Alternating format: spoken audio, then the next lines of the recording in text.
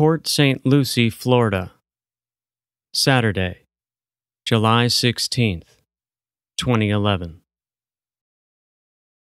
As news of the party spread rapidly across various text messages from one teenager to another, word was that it was the biggest party of the summer. And for Port St. Lucie, this was a big deal.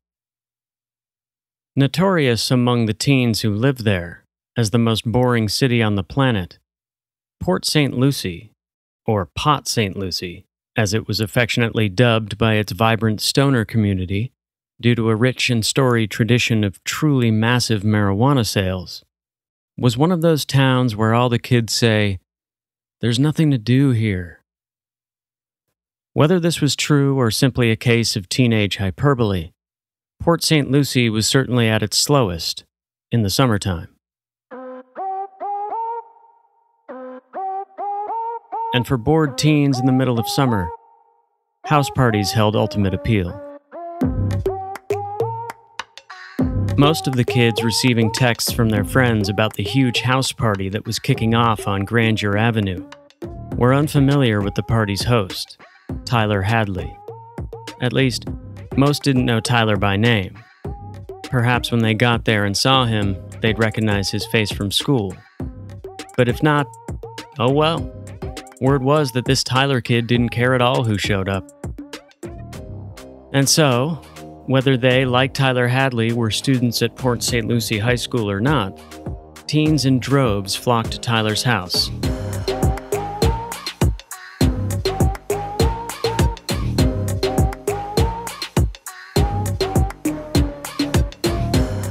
Tyler answered the door in a somewhat blasé manner. He didn't seem to care whether he knew the kids who were arriving or not. He just told them not to smoke inside because this was his parents' house. There was a deep distance in Tyler's eyes. Some of the partygoers, well-versed in drug abuse, later remarked that it was clear that Tyler was rolling on ecstasy, while others said that even though they didn't know him very well, he seemed off. He didn't seem to be disturbed or unhappy, really, but he didn't appear to be having fun either. He was a real presence at the door, though. Skinny and tall, Tyler stood at 6'1", as tall or taller than anyone else in the house. He wore all black, a long, oversized t-shirt, slim-fit Dickies, and big black Air Force Ones. His pupils were massively dilated, and he seemed to continually rub his fingers against his thumbs when he wasn't rubbing his head. All of these behaviors giving credence to the Tyler is rolling narrative. The party really was big. Teens were scattered across the main rooms of the house, beer cans in hand. Some sat on couches, some on countertops, some going through the kitchen cupboards looking for food. A group had gathered around the dining room table to play beer pong. Again, Tyler didn't seem to have many rules, apart from not smoking in the house out of respect for his parents. But even this rule changed later on in the night, when Tyler's fear of the police being called due to the noise level of the shouting kids outside overpowered his fear of his parents potentially detecting the smell of smoke upon their return. In fact, any concern Tyler may have had about that seemed to completely evaporate. The house became an ashtray. Cigarettes were put out on the kitchen counters, the sinks, even the bathtub. Tyler didn't seem to care at all. Kids did ask Tyler about his parents, where they were, when they were coming back. He gave many different answers, telling some that they were in Orlando, telling others that they had gone to Georgia, and even telling some that they didn't live in the house, that they had gifted the property to Tyler. Whatever answer Tyler gave, it always ended in the same way. They won't be coming back. Trust me. At the beer pong table, a kid named Jose was enjoying attention after having won 15 straight games. The crowd around the table was fairly large. At one point, the ping pong ball rolled off the table and bounced across the floor until it landed in some sort of goo. The amber-colored substance was oozing out from underneath the closed door of one of the bedrooms. A kid who went to pick up the ball became curious and tried to open the door. It was locked. He shrugged, took the ball, rinsed it off under the kitchen faucet, and went back to playing beer pong. Another kid, who had watched the first kid's attempt at opening the door, figured that behind the closed door were some people who must be getting high on something stronger than beer. So he approached the room, careful not to step in that oily substance, and knocked on the door. A shadow appeared on the door in front of him, and he turned to find Tyler Hadley towering above him. "Come on, man," Tyler said. "That's my parents' room." It was now past midnight and approaching 1 a.m., and there were well over 100 people partying in the house.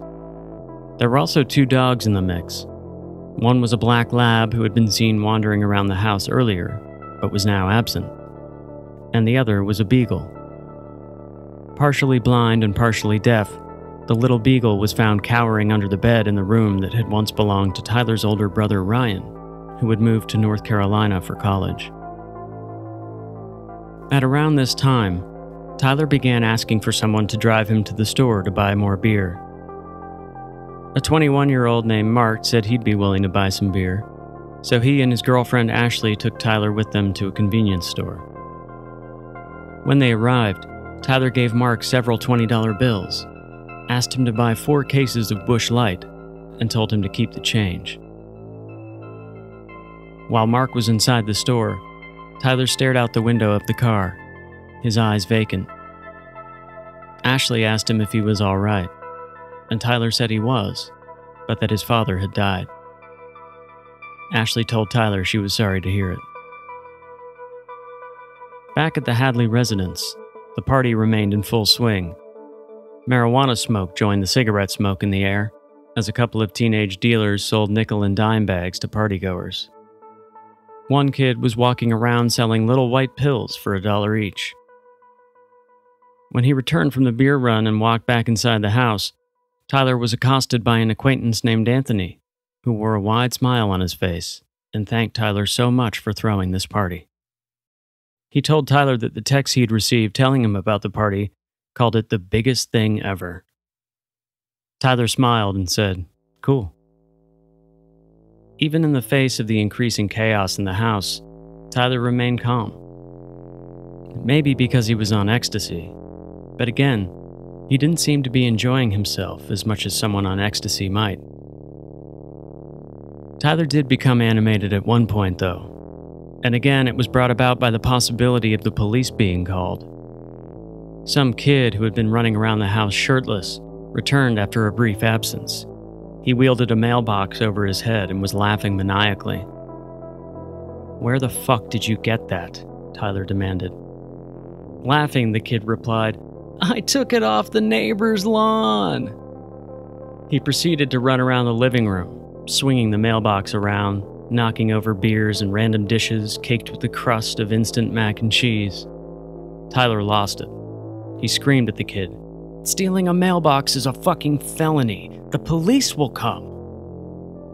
Reacting to Tyler's anger, another kid took the mailbox out of the house and returned it to the neighbor's yard.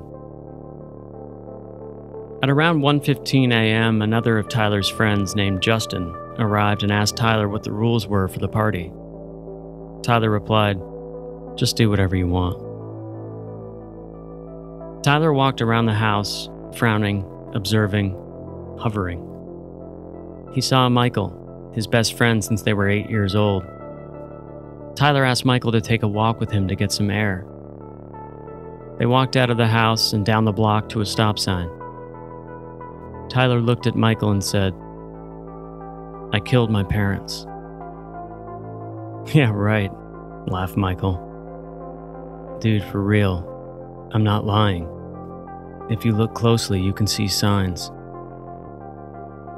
Michael looked over at the Hadley house. He saw Tyler's mom, Mary Jo's Expedition parked in the driveway.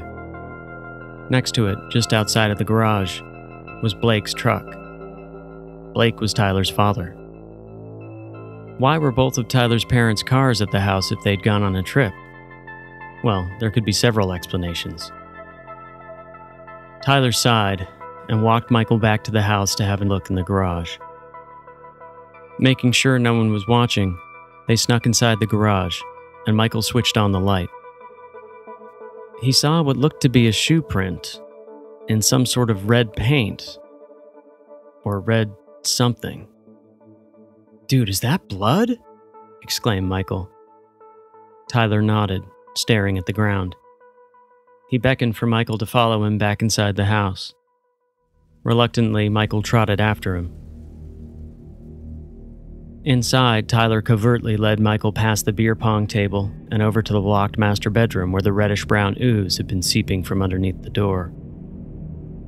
Tyler unlocked the door, opening it just a crack so that Michael could look inside.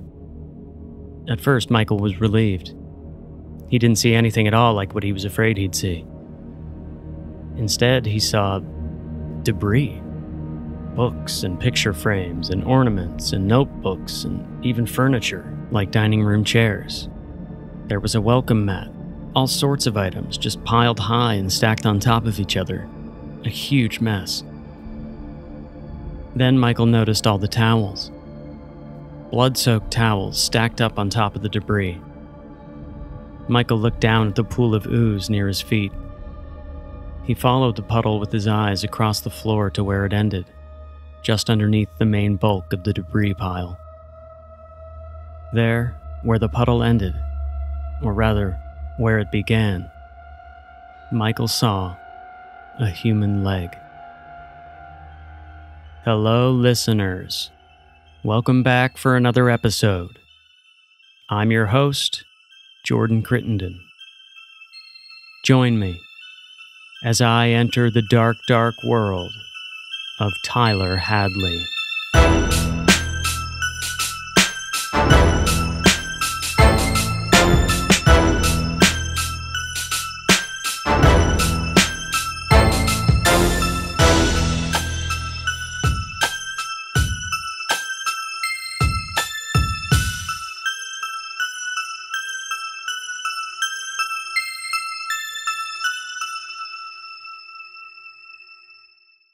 All right, gang.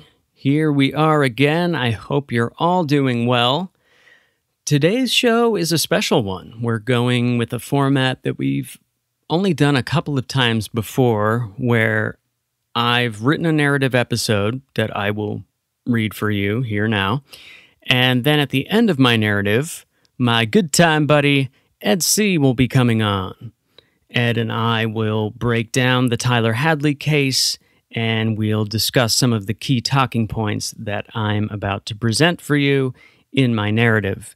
And as I say, we've done this a couple of times before. We did it with the Michael Vick dogfighting case, and we did it with the Killer Santa episode. There may have been one or two others as well, but I wanted to talk about this one with Ed because there are a few aspects of this story that I think will foster some good conversation between the two of us.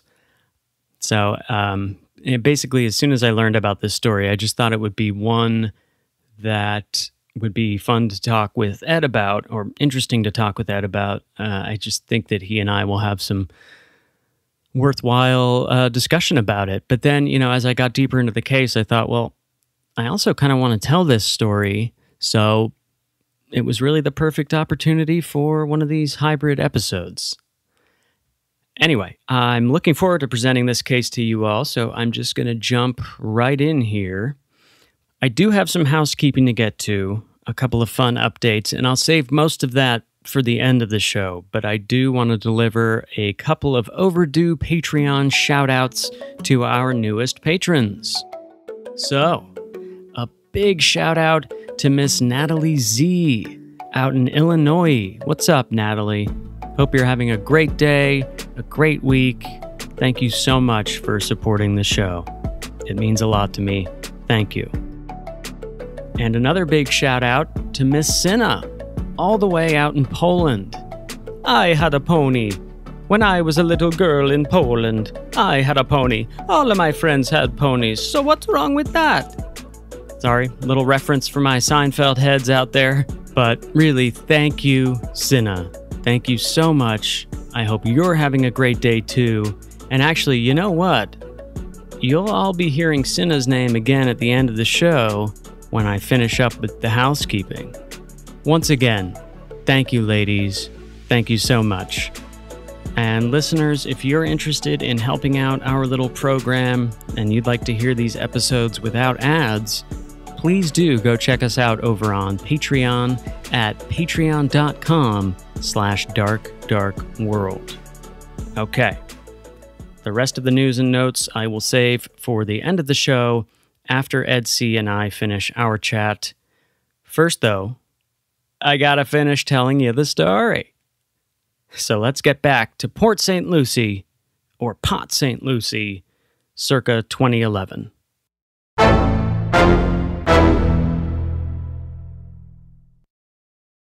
It's difficult to tell the story of Tyler Hadley without spending a bit of time talking about the setting in which the story takes place. Initially developed in 1961 by three brothers by the name of Mackle, 40,000 acres of swampland, resting roughly 100 miles north of Miami, became Port St. Lucie. Elliot, Frank, and Robert Mackle rolled their dice and subdivided the land into plots for sale at shockingly affordable prices, which they promoted through glossy full-page ads in publications such as Life magazine and Newsweek. And they really did roll the dice. This venture was a real gamble, as the ads flaunted fantasies depicting exotic beach life and yacht excursions, despite the fact that at the time the ads came out, the land was literally just a 40,000-acre swamp. Still, one could buy a plot from the Mackles for just $10 down and $10 a month going forward, which made buying a house in Port St. Lucie much more affordable than buying one farther down the coast. The Mackle brothers were selling what they called the Florida Dream, and by 1980, the population of their little brainchild had reached 15,000, and the city was growing inland. From Nathaniel Rich's 2013 article about Tyler Hadley for Rolling Stone, I quote, "In 2006, at the height of the real estate boom, Port St. Lucie's population surpassed 150,000. It was the fastest growing city in the United States. The winding suburban lanes were graded so quickly that no one bothered to make sure the street names were spelled correctly. Driving through the city today, you will pass Galaxy Street, spelled with an XIE instead of a Y. Voltaire Terrace, without an E at the end of Voltaire. Hershey Circle, without an E between the H and the Y at the end of Hershey. And Twilight Terrace, spelled Twylite. The street on which the Hadley family had lived since 1987 is named Grandeur Avenue. Grandeur spelled D-U-E-R instead of D-E-U-R. End quote. Indeed, in 1987, the same year that they welcomed their first child, Ryan, into the world, Blake Hadley and his wife, Mary Jo, moved into the very house where 24 years later, their son Tyler would throw Port St. Lucie's most infamous house party. Blake and Mary Jo came to Port St. Lucie from Fort Lauderdale in 1983. Blake worked as a watch engineer for the St. Lucie Nuclear Power Plant, while Mary Jo taught elementary school students in the St. Lucie County School District. Adored by her students throughout her career, and often described as one of those teachers who always had your back and would never let a kid slip through the cracks, Mary Jo Hadley often joked that it was lucky that she and Blake held recession-proof jobs, as Port St. Lucie, like many cities in Florida, was ravaged by the real estate crash of the early aughts. Well-liked in their community, the friendly church-going Hadleys raised two boys in Port St. Lucie. Their first was Ryan, who lived a seemingly ordinary life as a child, and later on in the story as a young adult. Ordinary in the sense that he followed the general path laid out for most upper-middle-class white American kids. You know, that Florida dream that the Mackle brothers were selling. Ryan was polite and likable, did well in school, didn't cause trouble, made friends easily, didn't protest having to go to church with his parents on Sundays. He was that sort of kid. His plan for life after college was to return to Port St. Lucie to work at the nuclear power plant with his father. 6 years after Ryan was born, Mary Jo and Blake welcomed their second child, Tyler, into the world. If Ryan Hadley followed the appropriate trajectory for the Mackles' Florida dream, then it's hard not to suggest that Tyler Hadley's life trajectory was closer to a Florida nightmare. Tyler was born on December 16th, 1993, and straight away things were complicated. In fact, even before Tyler arrived, there were complications with Mary Jo's pregnancy.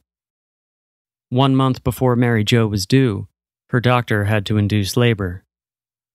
Born prematurely, baby Tyler spent the first few weeks of his life in an incubator. His lungs were underdeveloped. Mary Jo was devastated, not only because she was concerned for her baby's health, but also because she understood the importance of bonding with her child, of sharing with him those first moments outside of the womb. Mary Jo worried that her physical separation from Tyler could be emotionally traumatizing for him. She understood that a lack of skin-on-skin contact with her baby could potentially cause psychological stress to his newborn psyche. Explored in developmental psychology under the umbrella term attachment theory, this concept suggests that close physical proximity is crucial to developing an emotional bond between mother and child.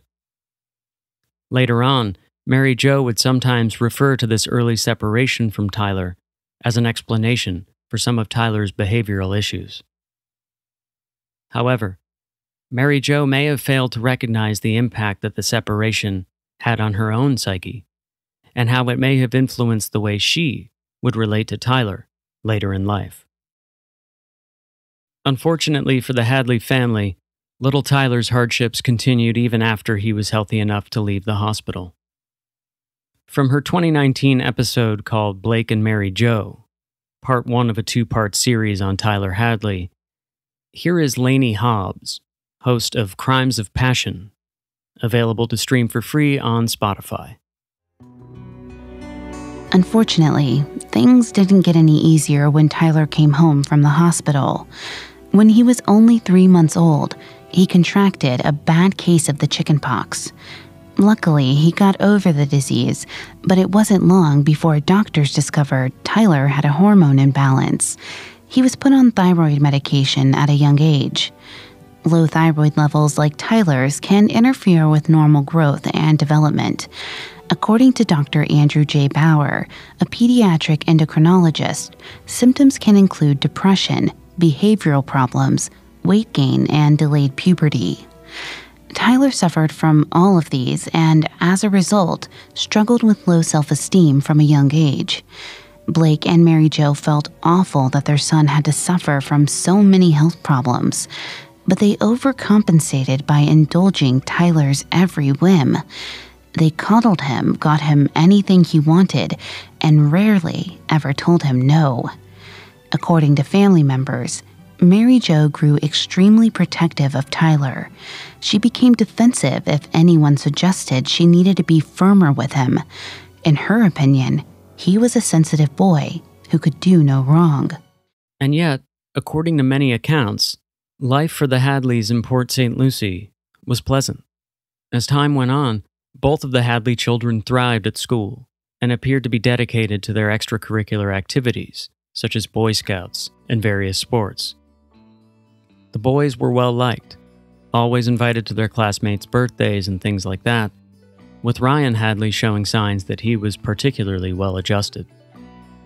For Tyler, though, things were a bit harder. While he did have close friends and was well liked by his schoolmates throughout elementary school and middle school, Tyler complained to Mary Jo that he was lonely and misunderstood. He struggled with his appearance, feeling he was too short and chubby. He suffered from mood swings, lashing out at his parents in anger one minute, then crying in their arms the next, apologizing and asking for forgiveness. It's difficult to discern whether these noteworthy aspects of Tyler's character were simply who he was, or whether they may have been some side effects from outside influences. Tyler's mother, Mary Jo, had suffered from depression for most of her life. First diagnosed as a teenager, Mary Jo was acutely aware of the fact that clinical depression carried with it a genetic link, as it's often passed down through generations. Because of this, and because of Tyler's rough introduction to the world, Mary Jo may have been overly sensitive to any signs of discomfort that Tyler displayed. Mary Jo believed that Tyler began showing signs of depression when he was just 6 years old. While this is an extremely young age to consider depression in children, Mary Jo may have been right to show concern. Again, Tyler had been showing some significant signs. Even as a toddler, Tyler was hard on himself, referring to himself as ugly, worthless, and stupid. He often complained that he was too fat. And because all of this was so different from her experiences with her son Ryan, Mary Jo feared that her depression may have skipped Ryan, but crashed down heavily upon Tyler. That thought, coupled with her worries about the impact of Tyler's physical health problems at birth, led Mary Jo to enroll Tyler in counseling sessions with a child psychologist. Tyler responded well to these sessions, and on a weekly basis continued them for years. Eventually, though, Tyler's self-loathing and depression seemed to require more than counseling. There were various indicators for this, such as reports of Tyler delivering outbursts in class, sometimes laughing out loud, or moaning in agony to himself at inappropriate times. His friends noticed things too. Tyler would make strange comments about violence and death, sometimes going as far as to suggest he wanted to take his own life.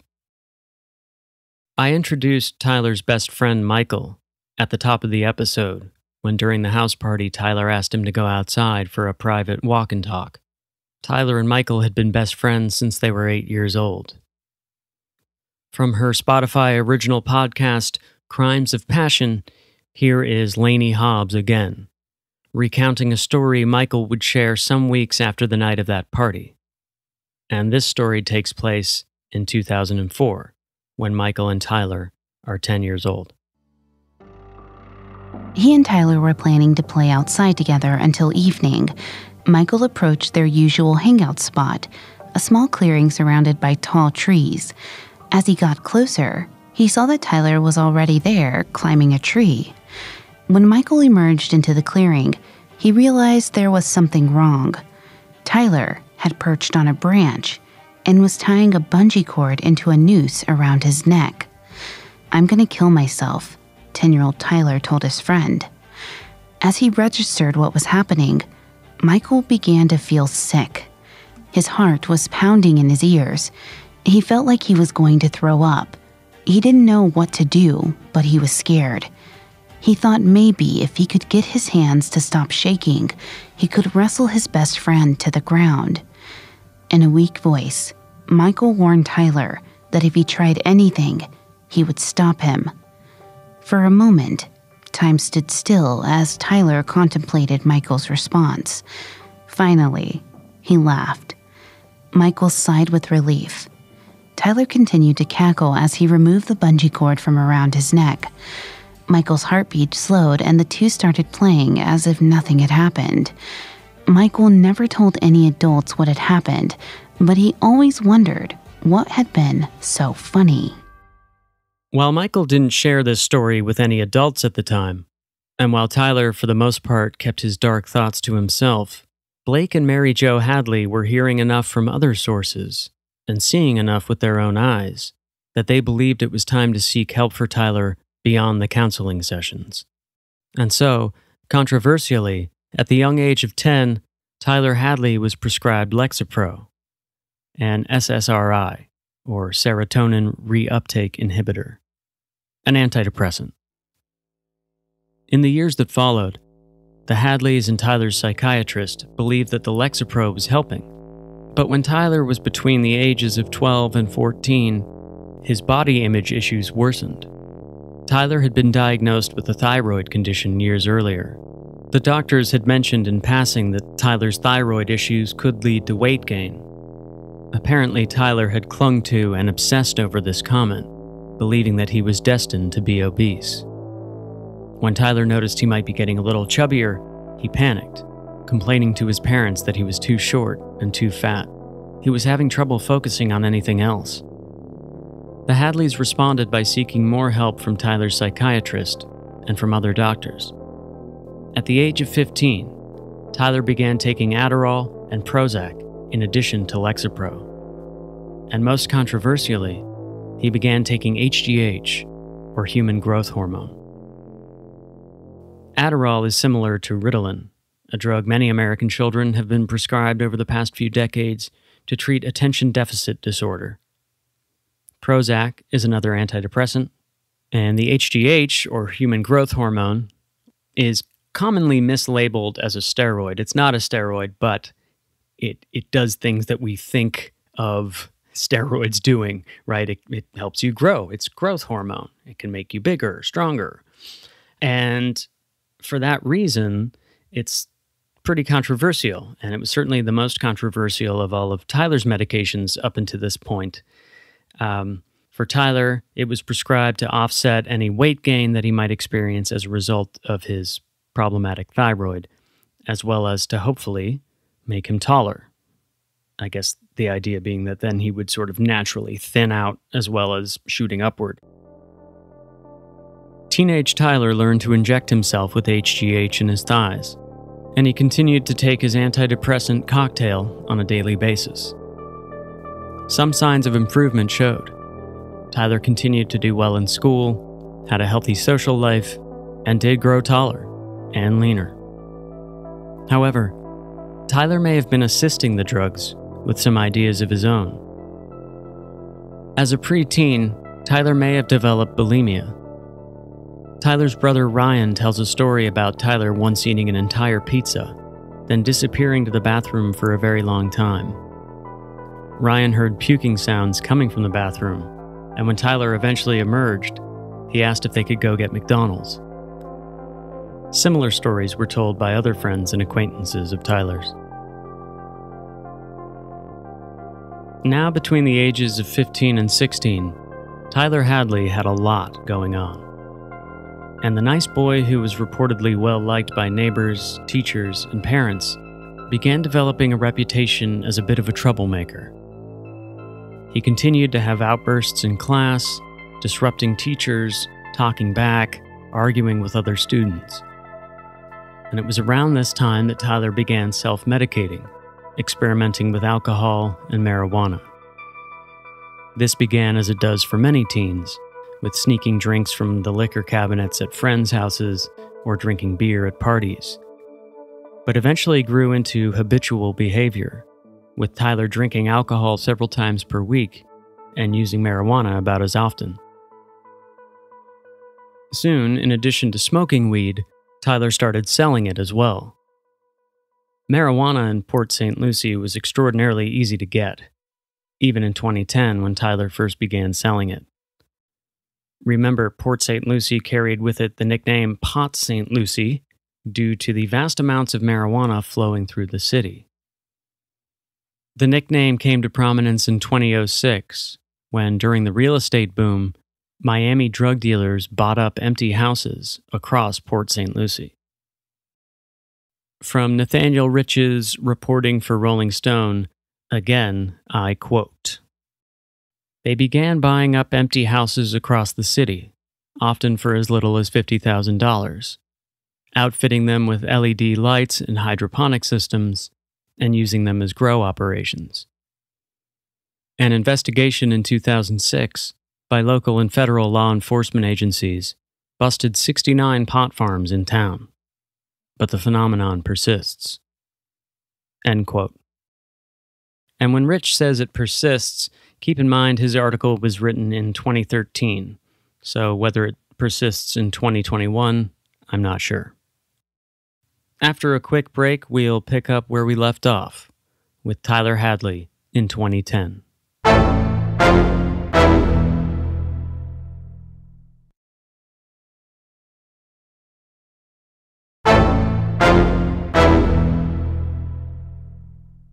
In 2010, 16-year-old Tyler Hadley was taking Lexapro, Adderall, and Prozac on a daily basis. He was also drinking regularly and smoking and selling marijuana. In addition, he would buy up and consume just about any pills he could get his hands on, with a preference for Xanax and Percocet, as well as ecstasy. His attitude about doing well in school had changed dramatically, and he was starting to get into trouble. Blake and Mary Jo Hadley were informed by one of Tyler's teachers that not only was Tyler routinely acting out in class, but on one occasion, Tyler had begun loudly mooing like a cow in class and would not stop. It almost appeared as if Tyler couldn't control the impulse. Mary Jo had also been contacted by the mother of one of Tyler's friends, who told Mary Jo that she had seen Tyler smoking something at the park. Mary Jo simply told the mother that she was mistaken, that Tyler didn't smoke. This sort of response was typical for Mary Jo. She and Blake seemed to be in denial about Tyler's behavior. What's more, they didn't really set any rules for their son, and the few things they did do, such as set an 11 p.m. curfew or ground Tyler when he did something unacceptable, weren't really upheld, and there weren't any consequences for Tyler if he did break curfew or otherwise disobey his parents. In the summer of 2010, Tyler and some friends somehow came upon an abandoned couch. Perhaps it was put out by a dumpster for pickup, or was otherwise discarded somewhere. In any event, the teens took this couch out to the woods, doused it with gasoline, and set it on fire. The kids must have misjudged how much gasoline they used, or they were simply unfamiliar with how fire works, because the couch instantly went up in a massive blaze, which began to spread away from the couch, consuming shrubs and trees all around it. The fire department had to be called, and it was quite the spectacle. And when I talk about this incident, I can't help but think about what I noticed to be a common refrain amongst the youth that Nathaniel Rich interviewed for his piece about Tyler in Rolling Stone. And that refrain was, "Port St. Lucie sucks. There's nothing to do here, ever." And this is one of the things I want to talk with Ed about specifically, so I'll save some of my thoughts for my conversation with him. But here's an excerpt from Nathaniel Rich's article. Quote, "Port St. Lucie was not built for teenagers. The city, 40 miles north of West Palm Beach, was a tomb, designed for the soon-to-be entombed. It had half a dozen golf courses, twice as many assisted living homes, 7 funeral homes, 2 bingo halls, and a shuffleboard club. There was no access to the beach, no downtown, and no place for teenagers to hang out at night, other than a giant arcade called Super Play USA, which advertises itself as a state-of-the-art family playground. Even the parks were closed at night. As its population has grown, though, Port St. Lucie's median age has plunged. More than a third of the city's inhabitants are now younger than 24. Teenagers complain incessantly about having nothing to do. The whole mindset of Port St. Lucie is that it's boring, so I'm not going to do anything but throw a party," says Joseph Waddle, a recent graduate from St. Lucie West Centennial High School. "There are a lot of shops, but nothing to do," explains Terry Nguyen, a senior at Centennial who was friends with Tyler Hadley. "In other towns, there are places where teens can hang out, but not in Port St. Lucie. The town is so boring," says Anthony Snook, a lanky 20-year-old with an ironic mustache and a surfer's drawl, while shopping for a new glass pipe at 420 Peace Avenue, a local head shop. "It drives kids nuts. There's no role models, and the parents are always on everyone's ass because everyone's stressed about money." For a city without any rough neighborhoods, in fact, or for that matter, sidewalks, there is a surprising amount of crime in Port St. Lucie. Much of it is committed by young people. Within just months of Tyler Hadley's party, a 19-year-old was found to be having sexual relationships with at least one, perhaps 2, 14-year-olds. An 18-year-old and a 16-year-old were arrested after breaking into a house and shooting a middle-aged couple during a robbery. A group of 14-year-olds vandalized a house, causing more than $10,000 of damage. Another 14-year-old was found wandering the streets at night in a daze, with a massive head wound, wearing nothing but underwear. And teenage marauders, carrying skateboards, videotaped themselves ransacking local chain stores. End quote. Yikes, right? More on Port St. Lucie and its lack of activities for young people later with Ed. For his role in the couch fire, Tyler was let off with just a warning. But the incident deeply troubled his mother. With Tyler's mental health seemingly worse, Mary Jo turned once again to medicine. To go along with the myriad medications Tyler was already taking, he was soon prescribed hydroxyzine, an antihistamine approved for the treatment of anxiety, as well as yet another antidepressant, citalopram, which worryingly has been shown in some studies to increase the risk of suicide in teens and young adults. But these new medications didn't yield any results, at least not any positive ones. Tyler's behavior continued to get worse. Lainey Hobbs, host of Spotify's Crimes of Passion, one last time. Money started disappearing from Blake and Mary Jo's wallets. Occasionally, Tyler took their debit cards and withdrew cash from their bank accounts. The stealing became so frequent that the frustrated parents advised visiting friends and family members to leave their purses and wallets locked in their cars. After a few more frustrating months, Mary Jo and Blake got stricter. Mary Jo bought the whole family iPhone so she could track Tyler's whereabouts.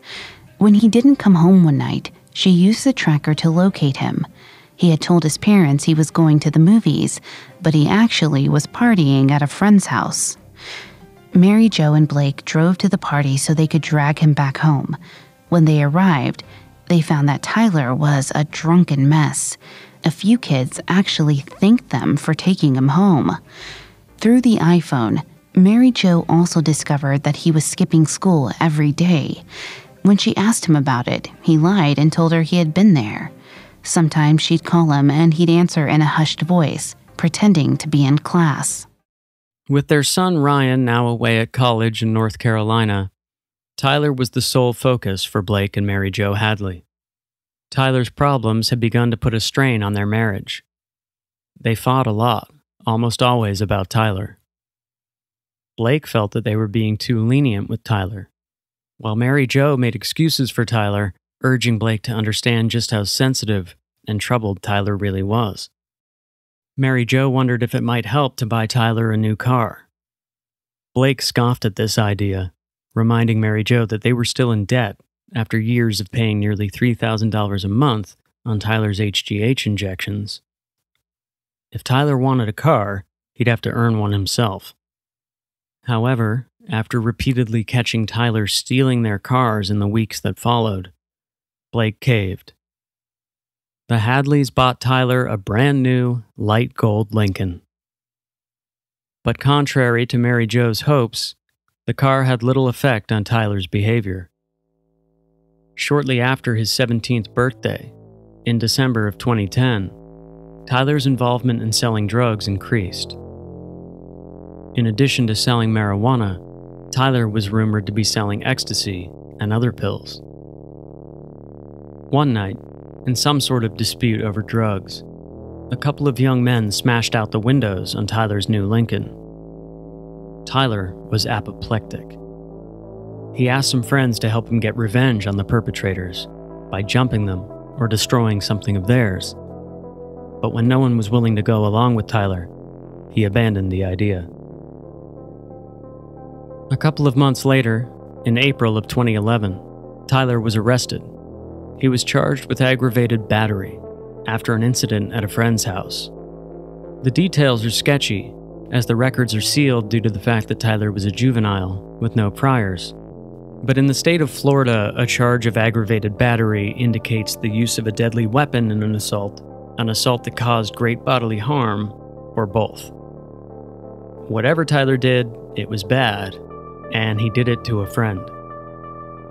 A felony in the state of Florida, aggravated battery is a serious charge. Tyler spent 1 week in jail followed by 2 more weeks under house arrest. Blake and Mary Jo Hadley were at a loss. They took Tyler for evaluation at a mental health clinic called New Horizons. The center recommended inpatient care for Tyler, but Tyler threw a fit at the suggestion. Mary Jo attempted to sign off on having Tyler involuntarily committed to the inpatient treatment, but the New Horizons administration told her that she could only legally do so if Tyler were a threat to himself or others, a distinction that their evaluation did not support. Eventually, Blake, Mary Jo, and Tyler came to an agreement. Tyler would attend outpatient treatment at a mental health center that specialized in treating youth with substance abuse issues. As weeks passed, Mary Jo was delighted to observe that Tyler appeared to be getting better. He was polite again. He'd help out around the house. He even told his mother he loved her. The Hadleys felt that they had finally turned the corner on Tyler's troubles. Unfortunately, Tyler's good behavior was another manipulation. Unbeknownst to Blake and Mary Jo, Tyler was plotting their murders. He just wanted to make sure they wouldn't suspect it.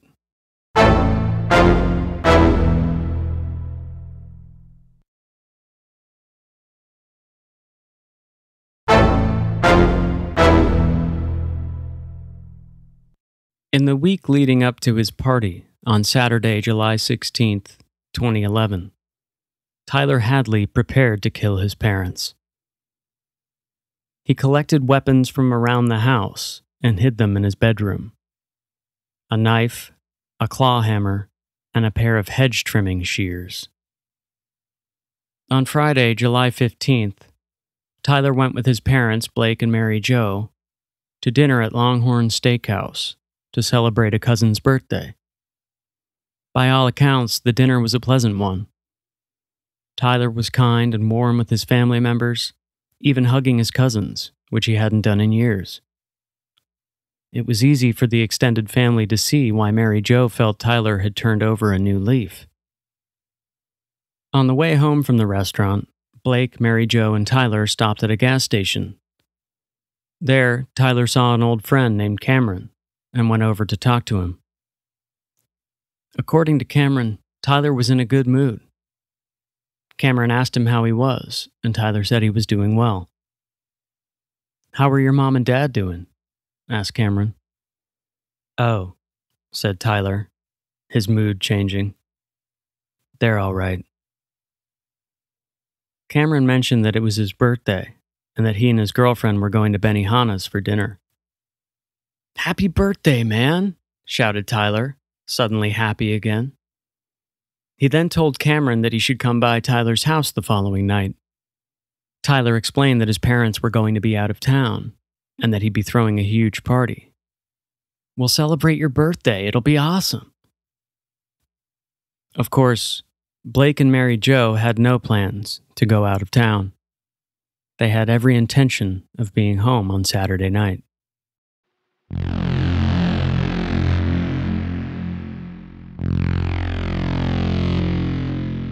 As the Hadleys drove home from the gas station, Tyler decided that it was time. Late that night, while Blake and Mary Jo were sleeping, Tyler crept into their bedroom. In his hand, he carried the hedge trimmers. He stood over his parents in the darkness and watched them as they slept. He envisioned driving the hedge trimmers into each of his parents' chests. He'd have to start with his father. Blake was a very big man, even taller than 6'1" Tyler, and much thicker. Tyler would have to kill Blake first so that Blake couldn't overpower him and thwart his plans. But as Tyler thought logistically about the murders, he lost his nerve. He decided that he couldn't go through with it. Not that night anyway. He crept out of his parents' bedroom and returned to his own room.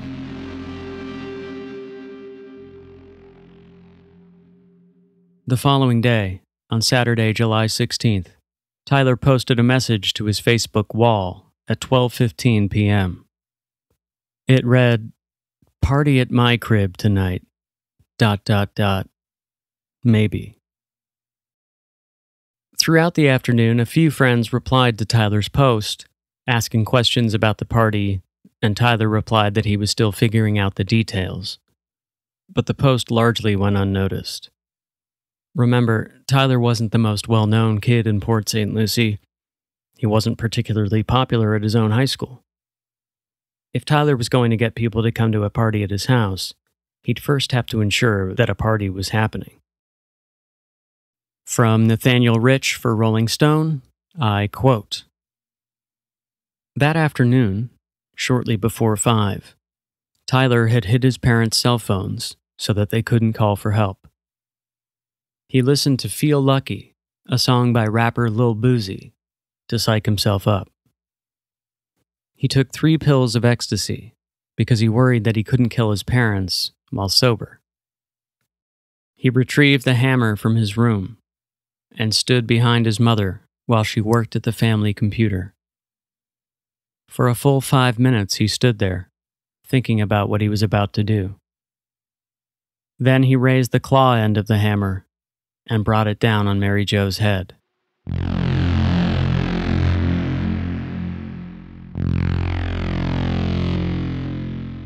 "Why, Tyler?" she screamed. "Why?" Hearing his wife's screams, Blake Hadley ran out of the master bedroom. He was a big man, over 6 feet tall and 300 pounds, but nothing could have prepared him for what he saw. Father and son locked eyes for several seconds. End quote. Blake tried to run, but Tyler was too fast. Tyler pounced on his father and began bludgeoning him indiscriminately. Using both ends of the hammer, the blunt end and the claw end, Tyler inflicted over 30 wounds on his father's body. Most were head wounds, but Blake was also beaten across his chest, arms, and legs. The wounds to his extremities suggest that he had tried to fight back. Nathaniel Rich again.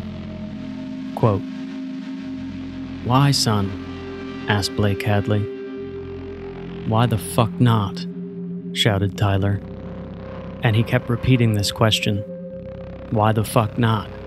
while he beat his father to death with the claw end of the hammer.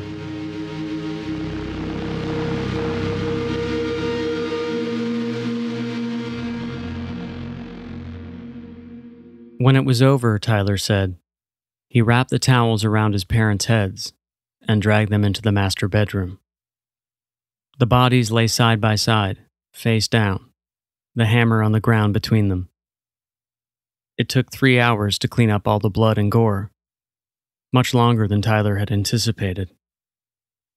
He threw every piece of incriminating evidence he could find into the bedroom, burying the corpses beneath a pile of broken dishes, shattered glass, bloody towels and pillowcases, books, a coffee table, a sponge mop, Clorox wipes, even a canister of coffee grounds.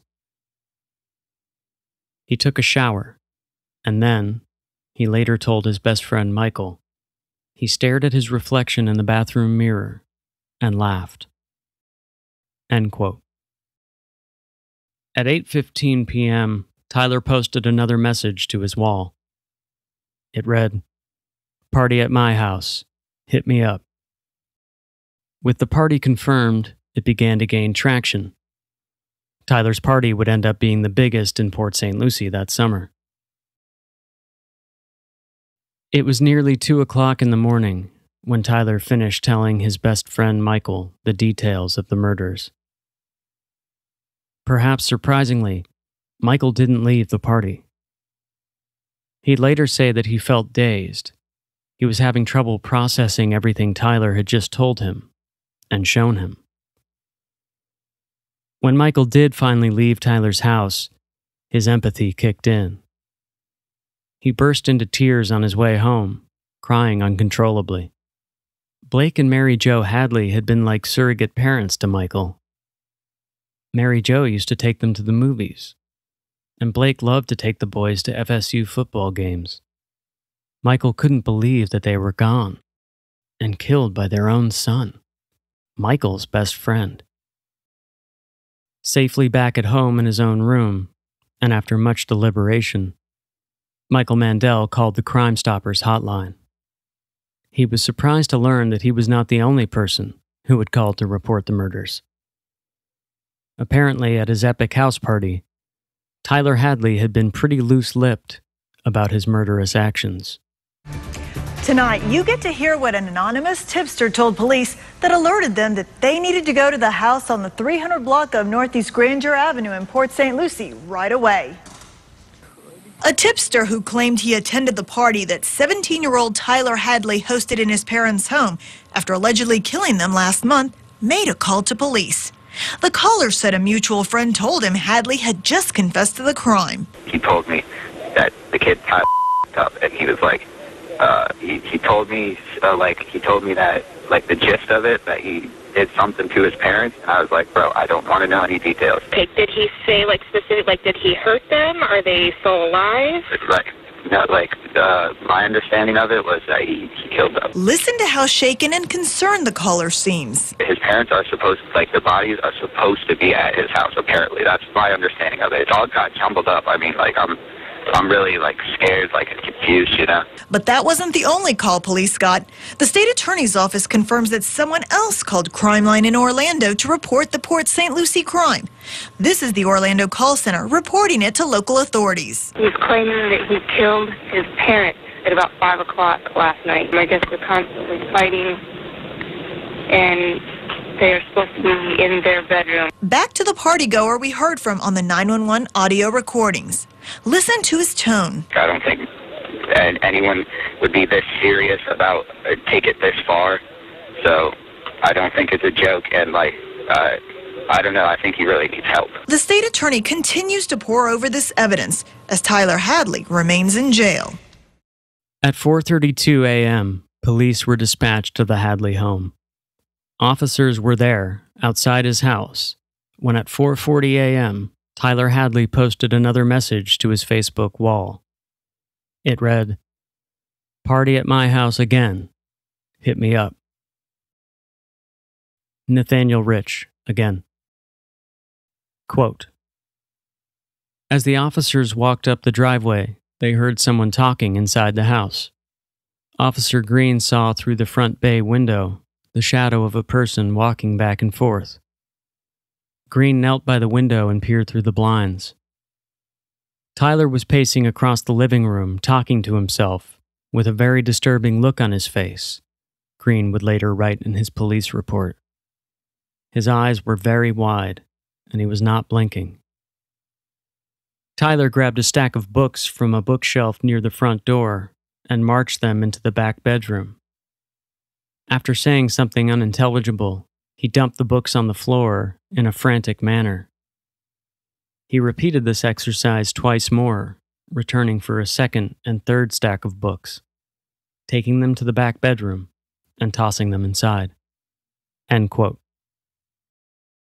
Quick interjection here. This behavior of Tyler's, throwing these books into the room, and even before this, when he just sort of pushed all that stuff into his parents' bedroom, dumping all those random items in there and just piling up stuff on top of his dead parents. It reminds me of, like, when kids are told to clean up their rooms and they just push everything under the bed or into the closet, and then they say, "Okay, room's clean." Like that sort of out of sight, out of mind type of cleaning. Well, in the murder world, there's actually a term for this type of behavior. It's called undoing. The perpetrator is, in a sense, trying to undo his or her crime. And this is different from staging, where a perpetrator will stage the crime scene in hopes of making it look like the crime that was committed happened in a different way, or making it look like an accident. You know, staging is really just trying to thwart any law enforcement investigation of the scene. Undoing is much more about the perpetrator's own feelings, their own processing of the events. undoing tends to happen mostly with murders where there was a close personal connection between the victim and the perpetrator. So, pretty interesting. That may give us a little nugget of info to suggest that Tyler was possibly having some trouble with what he'd done. Keep in mind, too, that the dude had been rolling for like 48 hours straight. So it's possible that when he came down from all the ecstasy, he had even more trouble with what he'd done. Nathaniel Rich, quote, "Finally, Officer Green knocked on the front door and rang the bell. There was no answer, but Green could see Hadley through the window, walking away from the door. The rest of the lights in the house went off. Then Tyler opened the door. He was wearing a black shirt and black shorts, and his left hand was hidden behind his back. Officer Zamovsky drew his gun. He ordered Hadley to put his hands up and step out of the house. The officers checked him for weapons, then ordered him to the ground and handcuffed him. They asked whether any adults were home. Tyler said no. He seemed frantic, incoherent, annoyed. His pupils were large. Look, I know I'm going to Rock Road, he told Officer Green, referring to the address of the St. Lucie County Jail. So just take me. Leaving Tyler shackled in the driveway, the officers entered the house. End quote. Tyler sat quietly, handcuffed in his driveway, while neighbors in robes and pajamas began gathering around the house to see what was going on. Tyler just sat and stared into his house, watching the officers as they made their way through the detritus left in the party's wake. When the officers reached the master bedroom, Tyler sprang to life. "No!" he shouted. "You can't go in there! Don't go in there!"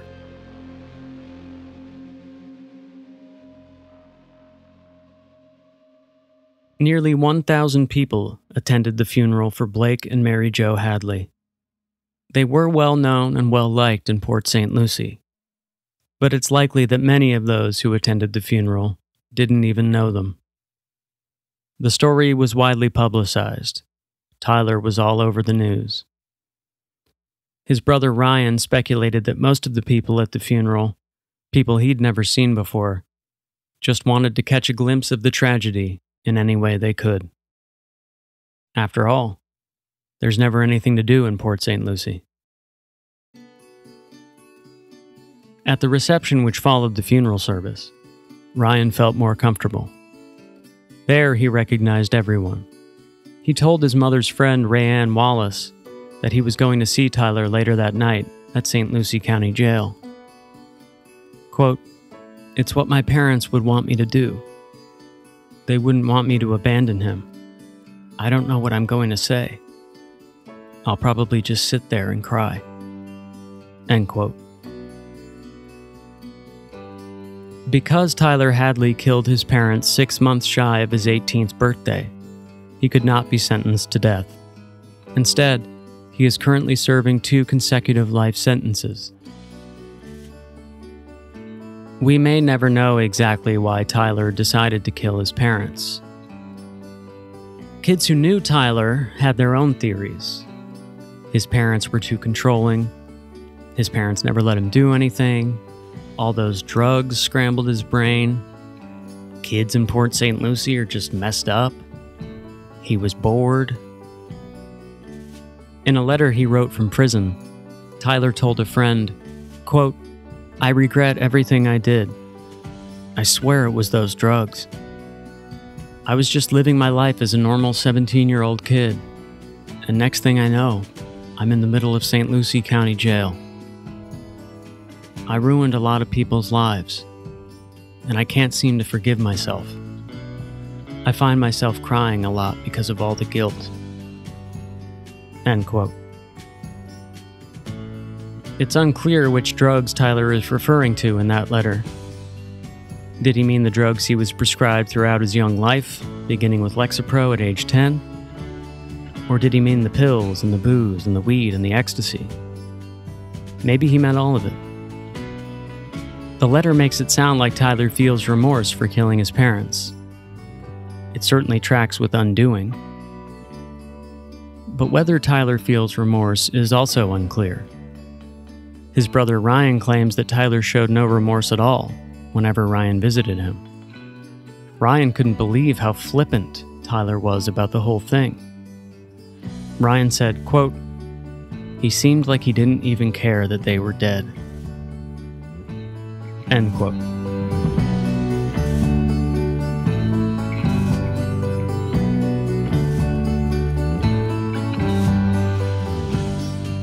Ryan Hadley went on to write a book about his parents and Tyler and the events I covered here today. The book, co-authored with Dan Urich, is called 1,000 Fireflies. I've not read it, so I can't recommend it necessarily, but if you'd like to learn more about the case, that might be a good place to start. Obviously, I can and do recommend Nathaniel Rich's piece for Rolling Stone. It's called Tyler Hadley's Killer Party, and you can read that online. I also recommend Lainey Hobbs's 2 episodes on this case from her Spotify original podcast, Crimes of Passion. She did those episodes in 2019. And I also quite enjoyed a relatively short YouTube video about the case by a channel called Coffee House Crime. That episode is called The House Party Killer. As always, I will leave links for these sources in the show notes and/or in the description. Okay, well, I hope you enjoyed this narrative, fam. I mentioned at the top that I have a couple of updates about the show for you, but I will save those for the very end, as promised. Right now, I'm going to take one more quick break, and when we come back, Ed C. will be joining me to discuss the story you've just heard.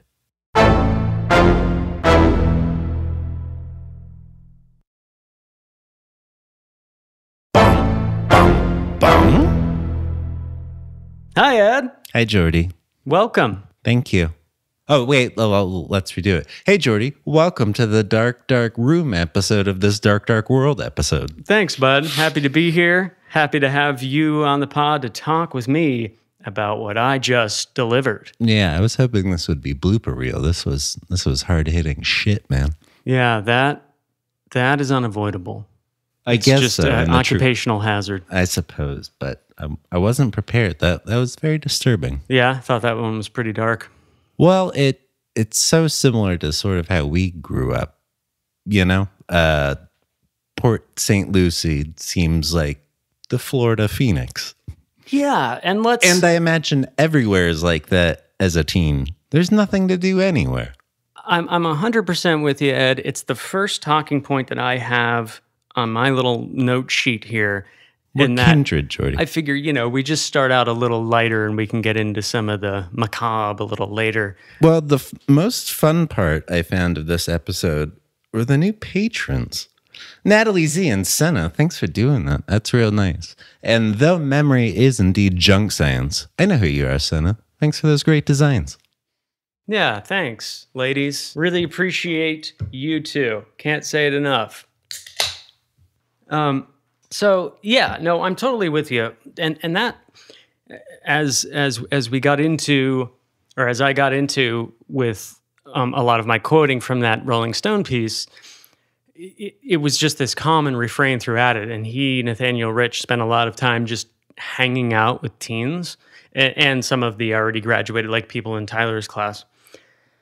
Because he wrote that 2 years after the murders took place. So all of Tyler's classmates had graduated by that time. So, but yeah, I mean, it was like this refrain, oh, there's nothing to do here. And I'm like, well, nothing ever happens in Blaine. They say this everywhere. Nothing ever happens on the moon. Yeah, I mean, it's just, my own child.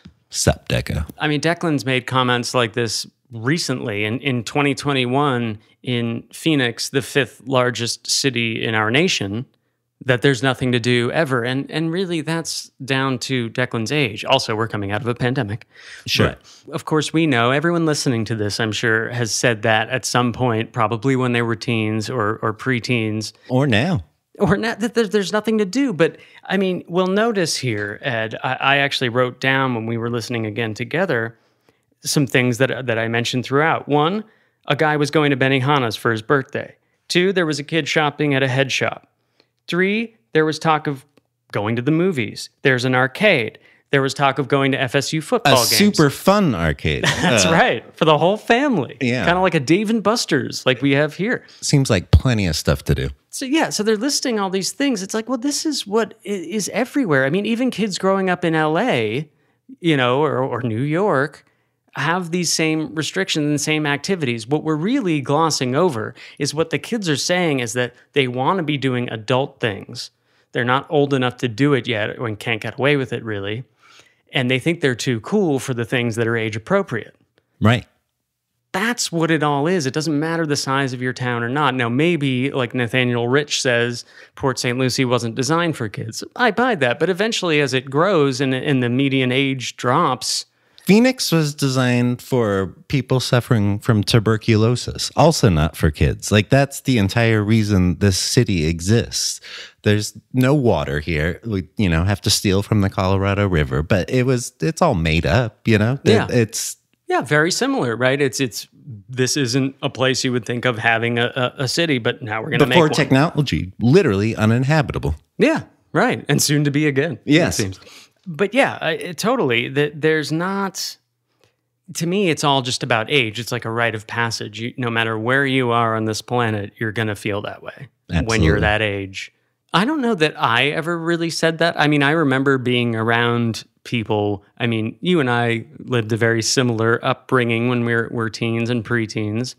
Same school district, same pastimes. We went to shows, did things like that. We had the same activities. I was never really there's nothing to do. I always felt like we were doing something.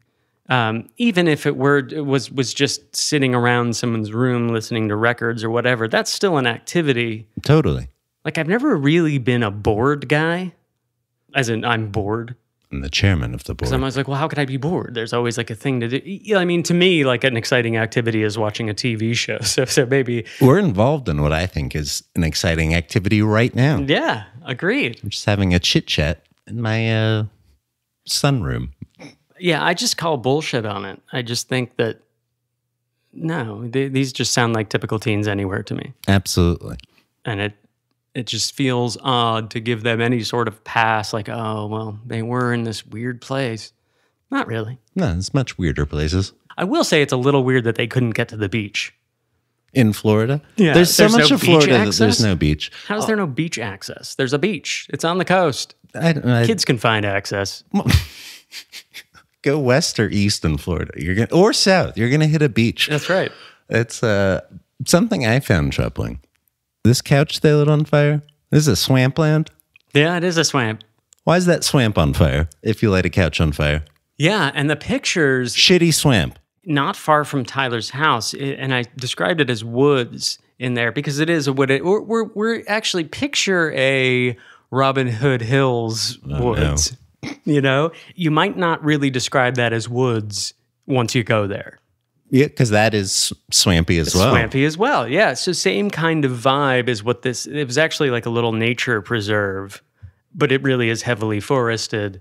But yeah, water all around and evil all around. I just... Those property brothers that bought this place were either lying about how swampy it was or these kids really lit the shit out of this couch. Yeah, they used a lot of gasoline. And couldn't measure the amount according to your reports. Yeah, or they just didn't know how fire works. Knuckleheads. Yeah, a bunch of knuckleheads. That is, let me review the people. Knuckleheads. Definitely. Throughout the story, bunch of knuckleheads. Yeah, and maybe the parents as well. So you mentioned that this throughout sort of reminded you of growing up in Phoenix. In the house party at the beginning, some of the antics, and I guess this is probably true for everyone everywhere too. I mean, kid running in with the mailbox literally made me think of very specific people we know doing similar antics. I remember at a party we threw at my parents' house, actually when we were not in high school, much later. It was one of the Trace Generations parties, so named because there are 3 brothers, Actually, it's not really 3 generations, but You know. everyone understood what we meant. We each had our friends over. Anyway, one friend went out and grabbed a barricade. You know those construction barricades that are in the road? Generally orange in color. And they have the little round orange light on top on one corner. He grabbed one of those, brought it inside, and set it up in the living room. And it just became a focal point that everyone sort of laughed about. And then there was a phone number on it. I remember it was called Bob's Barricades, and it had a 602 area code phone number. Great time for a prank call right there. Exactly. And it sets up more antics. We called the phone number. Someone's told got Bob to jump come over get that his barricade. damn barricades. And so this kind of thing, and I'm sure everyone across the country and across the world, even in Poland, is probably saying, yeah, that's the kind of antics we had. We used to bring ponies into our parties. Absolutely. Throw Yeah. a pony in the pool. So, yeah, calm down, kids of Port St. Lucie. You don't have it any worse than anywhere else. No, you can find that ocean. We can't in Phoenix. It's impossible. I have looked high and low in this goddamn city. There's no ocean. My number one quest, if I was there, would be to find beach access. We're going to get beach access, damn it. Yeah, maybe we do a little investigatory crawl over there. Yeah, I don't believe that Tyler Hadley never went to the beach. Surely they got there somehow. Surely. One other thing I want to touch on before we switch topics, though. Also, I want to say, I don't think this case is funny. We're joking because this is how I cope with things. I was very troubled by this, but you go on. Oh, don't worry. I've got enough horror to sink your ship later in the discussion. But Phenomenal. as I've talked about on this podcast before, I went to a few rehabs in my day, substance abuse rehabs.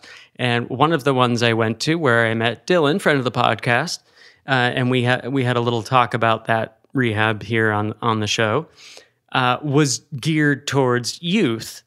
And I have my problems with that place, which we talked about in the episode. But the reason I bring it up now is because Cultish. I had been heavily using drugs, and I was a mess.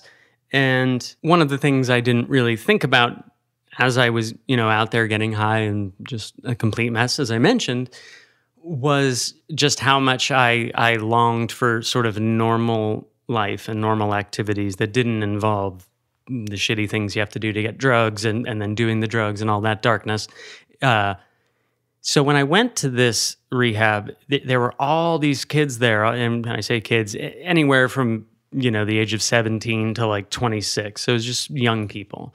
And just being around all these kids doing, just innocent activities, just like Stuff. Going to a movie, listening to music, hanging out with kids, young people my age, and just how much I'd missed that. And just understanding that normal activities are fun, like these things I listed: Benihana, head shop. Well, maybe not the head shop for a rehab, but football games, arcades, Jordy. movies. There wasn't always a place to go. There was always an urgent need to belong. Yeah, all these bands and all these people, all these friends, and we are equals. Cuz what you gonna do? But the quote that I did, it applies, right? Yeah, we don't have to do a full Rancid song. But if you do fall back down, I'm going to help you back up again. Thanks, bud. I'm going to be a friend. I'm indestructible. You don't need to help me up. Once you go once the pendulum swings too far the other way and you go into just this world of depravity and darkness, it's funny how much you miss these sort of innocent things that, like, what is the hurry to being an adult sucks. Yeah, it's awful. And you miss, it's so funny that once you become the adult and live the shit life, you're like, God, I wish I was even back in high school, which I always vowed was like the worst thing ever. Yeah.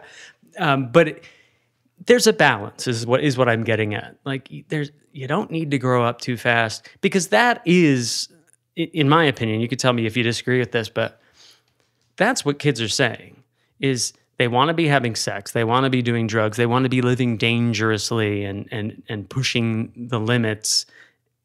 Going to movies and Benihana and arcades, that's not exciting and dangerous and adult.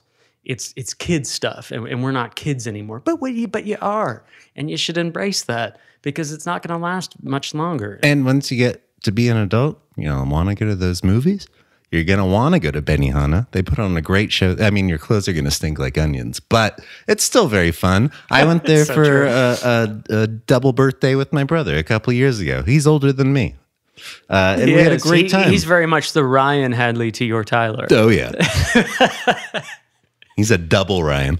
Don't worry, Alice. John, you're fine. Nothing to worry about. That is true. So you said 3 talking points. I'm assuming your talking points, one of them is the medications. Yes, in fact, that's the next one. Okay. Tyler's meds. Tell me your take on this. Okay. Now, I don't know how much you want to get into what you and I have been through. I'm pretty good talking about my stuff. You share whatever you want. I think my stuff has been said. I've been dealt pretty much every antidepressant through my life, starting at probably 13 or 14. Okay. So pretty early. Yeah, I mean, I like Tyler. I've been showing signs of depression since very early youth, and said some of this, you know, no one likes me, these sorts of things. Like grade school level, pre-grade school, self-loathing and totally. And sadness. Yes, and anxiety, and so I've been through that ringer. I've never had an SSRI that worked for me. Yeah, and you've tried them all pretty much, or pretty much, not all, but yeah, a lot. And off-brand stuff, you know, MAOIs, anything you can think of, and the prescription drugs he was given, that does not seem crazy to me. For a child that has been troubled since youth, like, it's not that odd to stack 2 antidepressants together. He was on Lexapro and Prozac. So it's not uncommon to do that. And I think maybe the HGH is weird. Yeah, that one jumps out, and you know, that's sort of the most controversial. But I think the only rebuttal to what you just said, that it's not that uncommon, is people might go, but maybe at that age it is 10 years old, pretty young. So, but you say that the appropriate rebuttal is that happens a lot. Maybe it's not right. It does happen at that age a bunch. Mm-hmm. Kids are prescribed cocktails. Yeah. So like Adderall, for instance, he's on. I mean, kids much younger than 10 are prescribed Ritalin, things like that. Adderall might have even replaced Ritalin. It might be the modern Ritalin. No, they're totally different. I mean, they are both for ADHD, but they're different drugs completely. But they're similar in the way that they're prescribed for the kid who's overactive, and it helps them, well, whenever I talk about Ritalin, I think of Henry Rollins getting mad at me for ever saying that it does something positive. Wait, Henry Rollins got mad at you? No, but he was prescribed Ritalin as a kid, and it just made him super cracked out and awful, and he hated it, and he talks about it a lot in his books, and so it was just so awful for him that I just always hear him in my head being like, it fucking sucks. Yeah, for some people it does fucking suck. Yeah. And there's so many different chemistries. No one knows how drugs work. And some people with ADHD, Ritalin responds better. Other people, Adderall. And there's new stuff coming out all the time as well.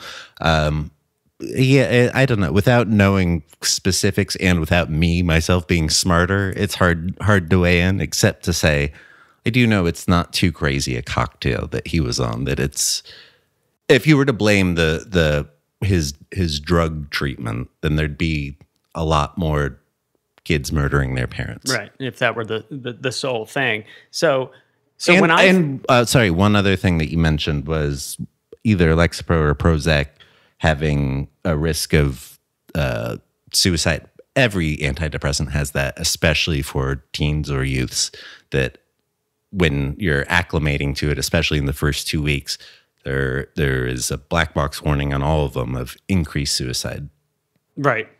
There was something, it was specifically about the hydroxyzine, which I think is the one that you're referring to that I mentioned, in that I found one study, and I wish I had that pulled up, but it was, they found specifically, I used the word worrying levels of, like, compared to other ones, they saw an increased rate of suicide in youth where they didn't see it with adults.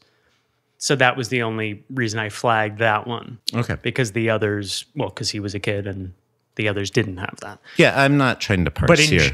But in general, these claims could be made about any of them. Yeah, and for adults as well. Right. Okay. My experience with the SSRIs, I've taken a couple. Definitely Prozac. Wellbutrin, is that an SSRI? No, that's an atypical, and I don't remember what its initials are, but it's not an SSRI. That one's antidepressant, but not. Yes. And then so SSRI is selective serotonin reuptake inhibitor. So it just serotonin is what makes you feel okay, and inhibiting the reuptake just means there's more of it in your system right through the day. Which is why I like taking things that help the serotonin. Yeah. Like ecstasy just dumps every bit of serotonin you have at once, and that's why you feel great, and that's why you come down so harsh. Is because you've just exhausted your body's ability to create it, and you have a couple days with none of it. Right, and this is why you get diminishing returns if you take ecstasy multiple days in a row, or even multiple times a year. It's better if you wait a long time in between doses because you've reestablished that store of serotonin. Yeah, and you don't want to trick your brain like we're going to be able to just dump this stuff all the time. Right. And so, and we'll come back to that, the ecstasy thing. But I was prescribed Paxil. That I think was more of an anti-anxiety thing. Well, I mean, they're all marketed as antidepressant, anti-anxiety. Right. Under that umbrella, there's little different things. So anyway, what I'm getting at, I'm not trying to just list all the things I've had, but it was hard for me to tell what worked because I was getting prescribed these things because I was depressed and having problems. But like Tyler, I had my own grab bag of tricks that I was doing. So it's hard for any doctor really to evaluate what's going on because you're lying fucking to with the my doctor. serotonin. Doing all that stuff. Dopamine, all these things are leaking out at unnatural levels.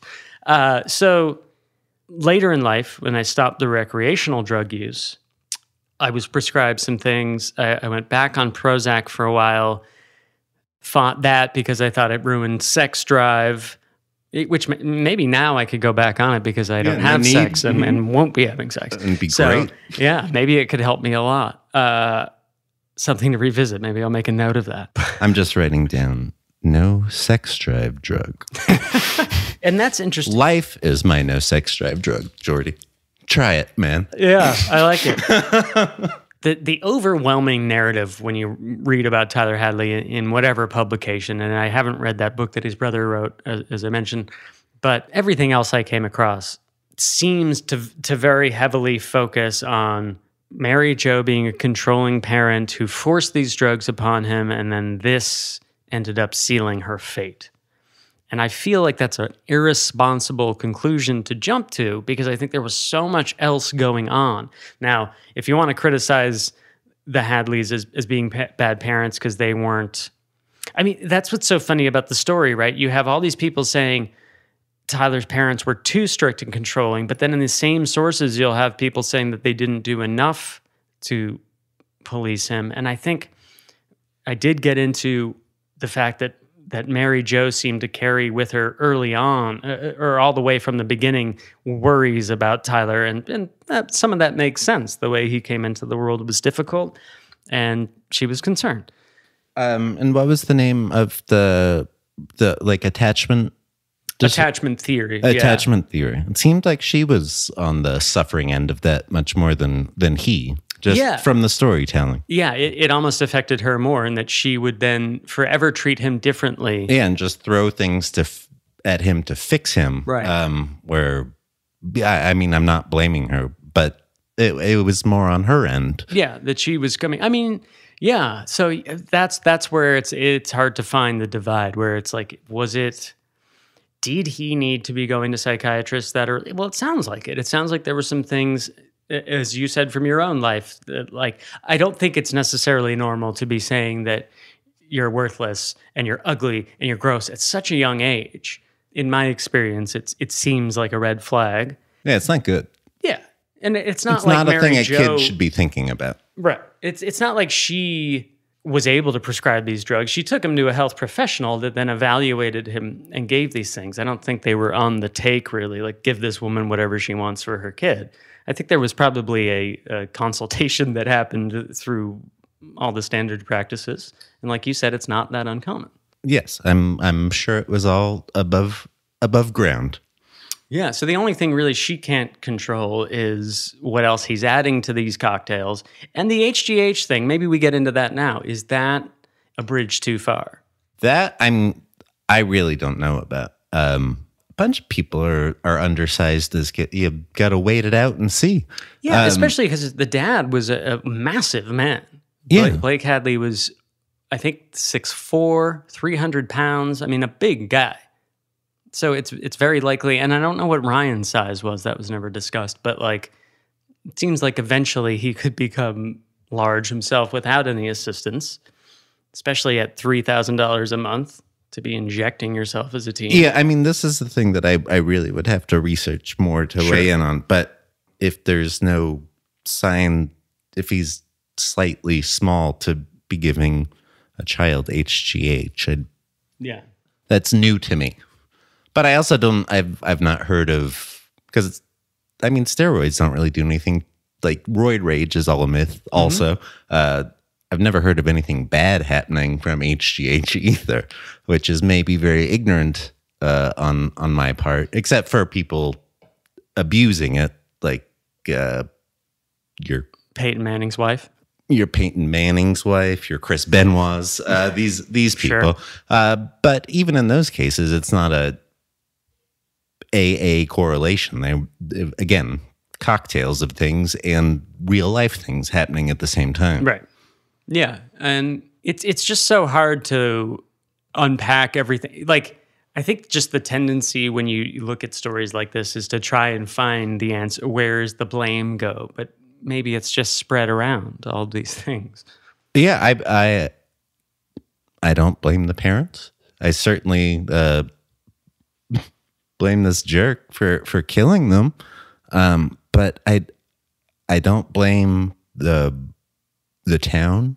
I don't blame the parents. I think buying him a car was a bad idea. But other than that, I'm not going to critique someone's parenting. They seem regular suburban parents. Yeah, I mean, it's just so hard to know, like, I mean, I remember just researching the story, being like, God, I hope I don't have to deal with some of this. Because, like, what do you do, right? It's like, Blake took that stand and was like, no, we're not buying him a car. That's ridiculous. We're not going to reward bad behavior. Then he starts stealing their cars. And like, how do we stop that? Well, if we get him a car, he won't do that anymore. And it's just like, can you really blame? Like, most people will go, oh, that's such a shitty thing to do. Like, obviously don't get him the car. But you can also see the logic as well. It's just hard. It's hard to be a parent. It's got to be. And it's hard to be a kid. It's hard to be in this world. It is. So you blame Tyler. I do. And do you think he's a victim in any way? It's very hard to say because of his age. Yeah.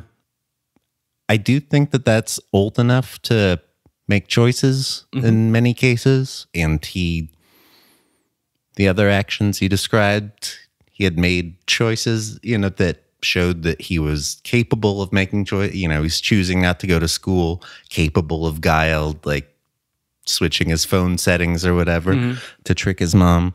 So he was aware of what he was up to. And it sounds like he was motivated by being cool a lot. Like, oh, I want to be this drug dealing dude and I kind of carry a presence. And so I guess the only thing that people wonder then is, oh, was he set up to be that way by this drug cocktail, this enlarged thyroid or underdeveloped thyroid? So Tyler's meds, have we put a bow on that yet? I think so. For me, so our general takeaway is that it's much ado about nothing, or not much ado about nothing, but it's we don't have enough information to it's try certainly and not abnormal. This is a standard kid on drugs in a standard town. And in your experience, the stacking of them shouldn't cause any more red flags than just taking one in the first place.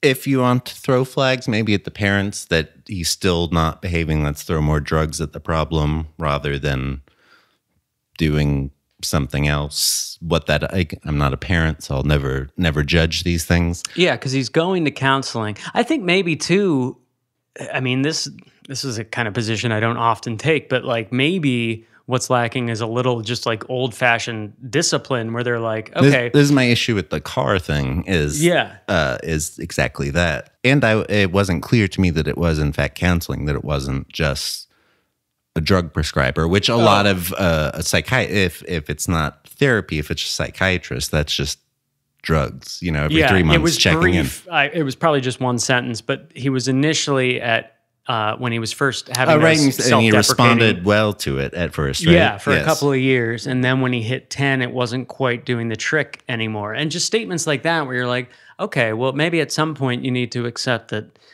sometimes kids act up. Sometimes kids do shitty things. He seems to have responded well to the counseling. Maybe he's just kind of being a little shit too, and ground him. Or, and apparently they did do some of that, but then they were kind of fickle and wishy-washy with it. And listen, I get it.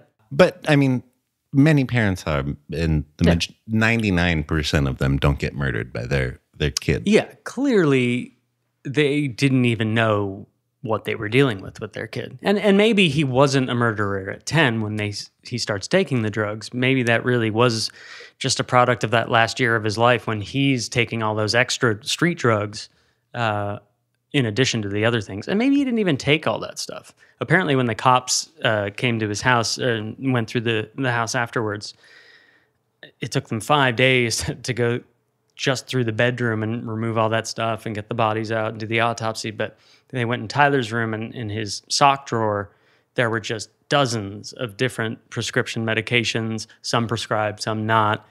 It's unclear if he was taking them, if he wasn't.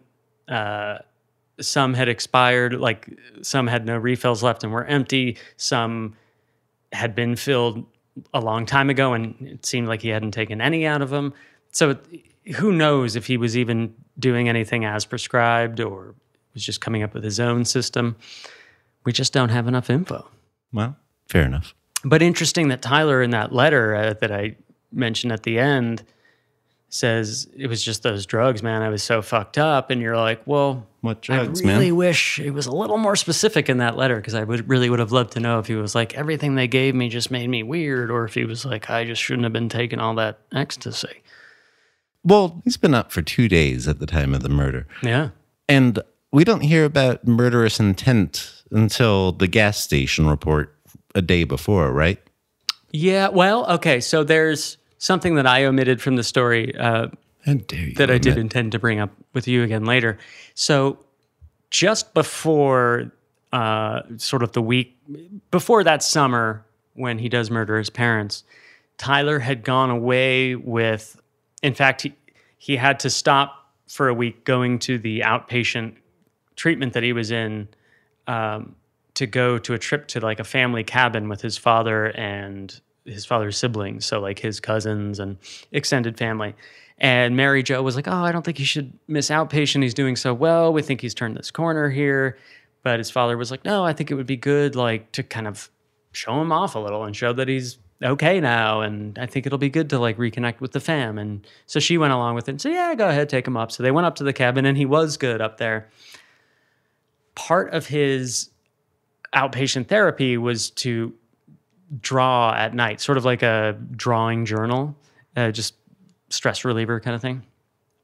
And he was drawing, and his uncle Mike, I believe his name was, whose cabin it was, came up to look at what he was drawing, and it was Mike's cabin that they were all staying at, engulfed in flames with the family members running out of the cabin.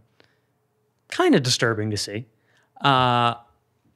He then later that weekend told Mike that his heroes were the Menendez brothers. Also weird. But that's it. Just those couple of incidents. And then the following week they get back to town. They said they were in Georgia somewhere, I think. And then they get back to Florida. That's the week leading up to, hiding the hammer. I'd say severe red flags on those two. Big time. Yeah. Thank you for not omitting those anymore. But that was still pretty close to the time of the murder. So it wasn't like that was a year before. Yeah. But yeah, pretty quick. But it seems like there wasn't a lot of talk about hating his parents throughout. That did seem to kind of come at the end. And they the didn't murder really, then seems arbitrary. They weren't that hard on him. Why not? It was his refrain. Yeah. It just seemed they were there. They were the parent. Like, it doesn't seem that he had any actual beef with them. It was just, I guess, Menendez inspired kill the parents. Some of the coverage of this case, some people make the claim that he was just desperate to throw this house party and needed his parents out of the way because he knew they would never go for it. So he had to kill them just to have the party. But in my research, it didn't seem like you could make that claim, that there was enough info that made it sound like this party he was so desperate to have and he just had to figure out a way to have a party. I didn't find anything like that. I mentioned in the story that he would make odd comments about death and suicide and things like that. That's what this entire podcast is. Yeah. But he said that no one had ever had a party with dead bodies in the house. Oingo boingo, it's a dead man's party. Yeah. Leave Have you your seen body Weekend at Bernie's? the door. I mean, come on. So, yeah, little things like that. But yeah, like you say, pretty arbitrary. So, leapfrogging from the drugs, but sort of staying under the umbrella of some drugs, let's talk ecstasy for a minute here. All right. As you mentioned, he was up for a long time. And also, as you said, he was able to make choices. We know this because he claims that he stood the night before he killed his parents over their beds, watching them sleep, thought about doing it, couldn't do it, was sober.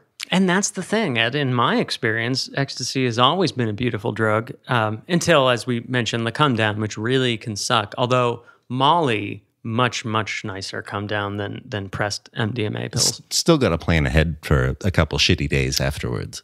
Yeah.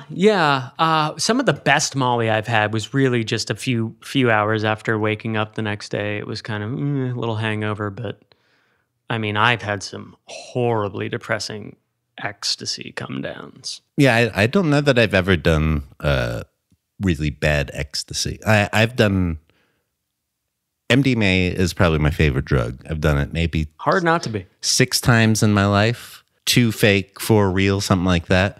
But I've never had like a real speedy, druggy one. Like it's always just bliss for a couple hours. But still, were they ever the pressed pills? I've never had a pressed pill. Powder capsule. Yeah, always a capsule.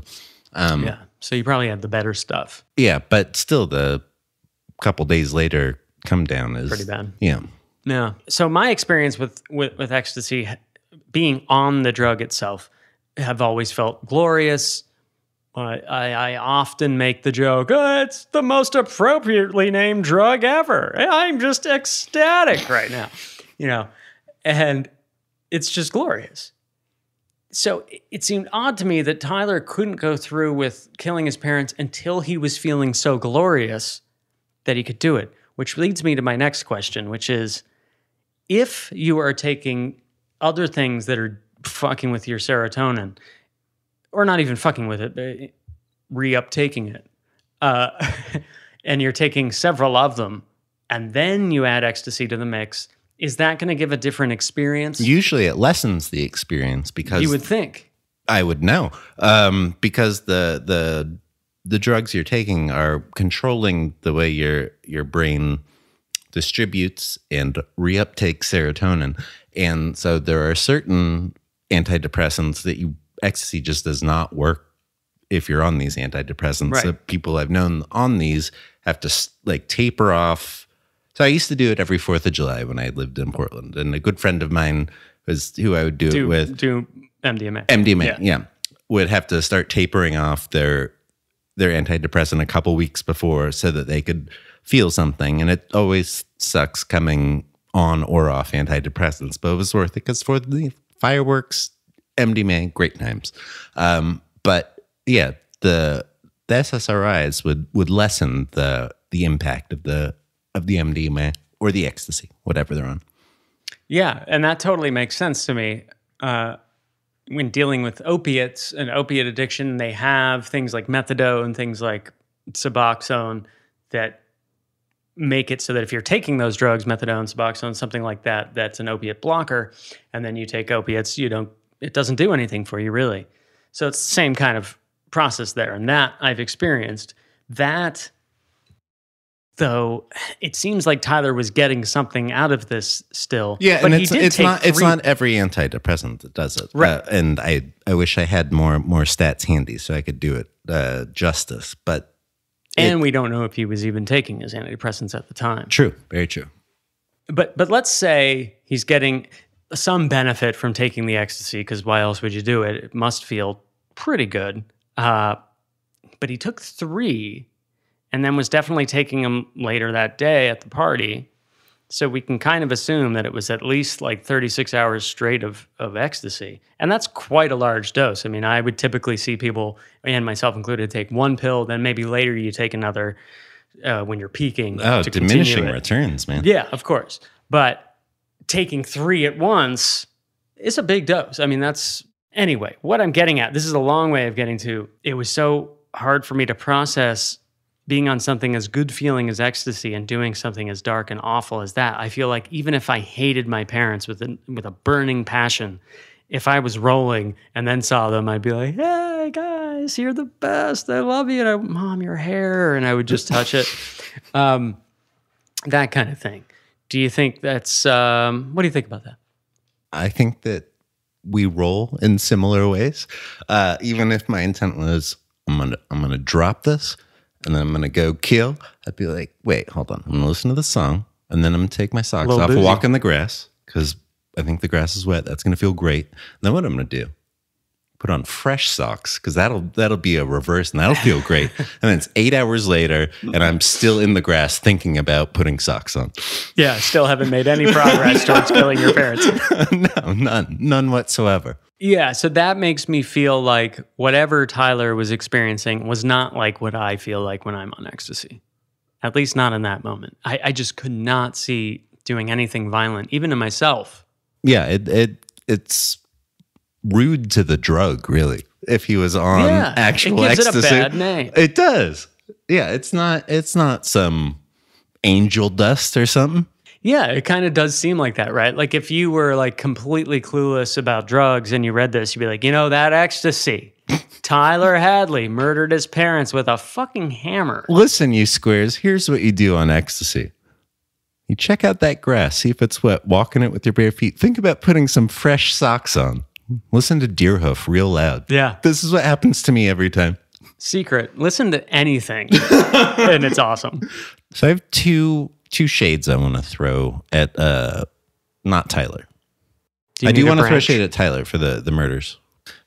One is best friend Michael, who I think is making some stuff up. Yeah. Yeah. I don't think that he saw Tyler try to hang himself 10 years before this. And if he did, he's a bad best friend. For not saying anything. I mean, over the course of many years. It's very serious. If that happened, yeah. Yes. And even if you don't want to, narc out your friend, it's helping them if they are acting out hanging themselves from a tree. So yeah, that's a pretty intense. I mean, maybe people go, oh, he was 10. That's intense. If that really happened, and what we're talking about here is Tyler was up in a tree at 10 years old and tied a bungee cord around his neck and was threatening to jump off, and it scared the shit out of Michael. Well, if it really scared you, then you know the severity of it. Absolutely. Right. And to further my shade throwing at Michael, he just hangs out at this party after seeing these murdered parents. Yeah. And dick move, Michael. Even worse than I got into in the story, after he learned all this, after Tyler told him everything and showed him the room and whatnot, Michael not only stays at the party, but then took selfies with Tyler. And there's sort of a famous one floating around. Just Google Michael Mandel, Tyler Hadley, you'll find it. Tyler is raising a solo beer cup. And they're just posing for a photo. And apparently that was right after he learned everything. And it's just super weird. Apparently, Michael said that he knew Tyler would be going away for a while and just wanted to have a picture with his childhood best friend. But he didn't call the police to know that Tyler was going away for a long while. At this point, it was just the two of them that knew. But I think he assumed, he just killed his parents. He's definitely going to get in trouble for this. Pretty nasty. Yeah, it's weird. I don't know. It makes me think, now that you bring it up, that a lot of it could be revisionist history from Michael, that he's like, first of all, his empathy only kicks in on his way home when no one else is around to prove otherwise. all we know for sure is that he was sticking around at the party taking selfies with Tyler. I hadn't considered the suicide thing being fake because it seems like such an extravagant thing to make up, but After the fact, who's going to it could have been based in truth. Yeah, good call. What other shade you got? I got one against Ryan. Ryan Hadley, older brother. What do you got? Well, so he's accusing other people of wanting to catch a glimpse of the tragedy, like people that that came to the funeral. Cashes in with a book, so everyone can catch a glimpse of the tragedy. Yeah, and two, I don't know. His plan was to go away to college, but then come back to work with his dad at the power plant. Why go at all? The whole power plant seems very suspect to me. So Homer Simpson-y. It is very Homer Simpson. But that's the end of my shade to throw. I think those are fair. Those are fair questions to raise. And I apologize to no one. Yeah, I think there's more to support Michael maybe being a little revisionist and sleazy. Oh, yeah. I just, after making that big quote and then coming out with a book, just the double whammy. Ryan did nothing else in the story to offend me. Michael did throughout. Now, maybe I should have brought this up, but at the trial, Ryan went on the stand and testified saying that he wanted the worst or the maximum penalty for Tyler. And he was like, I understand that that's not going to be death. So whatever the next worst thing is. Which is an intense thing to say about your brother. But, I mean, yikes. You lose both your parents and then your brother goes away forever too. Just one last thing here, Ed. And this might not even lead to a big talking point. But so the crime itself, pretty awful. He's bludgeoning both of his parents to death with a hammer. Both ends. Apparently, both parents suffered over 30 blows, so he was just hitting them again and again. There was talk about how he didn't get tired from it because it is so easy to swing a claw hammer like over and over. You're really not going to get that tired from it like you would swinging like a large axe or a hammer like that. That was talked about. The thing that struck me the most was his father coming out of the room, seeing what was happening, locking eyes with Tyler for probably just a couple of seconds really, and then running. That like really saddened me because here you've got this towering man, this big man who is the authority figure here, who you would think in any situation would be like, no, son, I'm taking care of this. Being so frightened that he just ran and like left his wife. He flees, can't get away, and his son does this. Like, I'm not bringing this up because I think like, oh, he should have tried to fight him or something. Like, I don't even think that. It's just, it shows to me like how afraid he must, like what he saw must have been. What a terrifying situation, reality. Yeah, that he's like, oh my God. No, I understand what you're saying. Like, yeah, and that's just exactly like, wow. how I would react. Insane kid holding a hammer. I'm running. Like I'm bigger than him. I'm not tackling him or trying to get the hammer. I'm getting as far away from that situation as I can. Yeah, and I guess that's just what saddened me. It's like, there's probably a world in which he probably could handle him and maybe, catch one blow and then wrestle him down and then he's got him. But whatever was, we know what was happening there. I mean, it's just, we can't ever imagine what it would be like to see that, I guess. We hope to not. Yeah, but just to hear that this big bear of a man was afraid so much of his own son that he tried to run and get out really just stuck with me and kind of made my stomach churn a little bit. It does now that you bring it up. Yeah, I'm thoroughly troubled and sad. But I want to do ecstasy now. Yeah, it does sound appealing. It's been a couple of years. Yeah, I haven't done it in a long time. We'll look into it. Sure. Well, is there anything else to cover? Just kidding, Mom. This great case? Well, I always enjoy a cigarette before sex. So we're going to go fuck? I don't think so.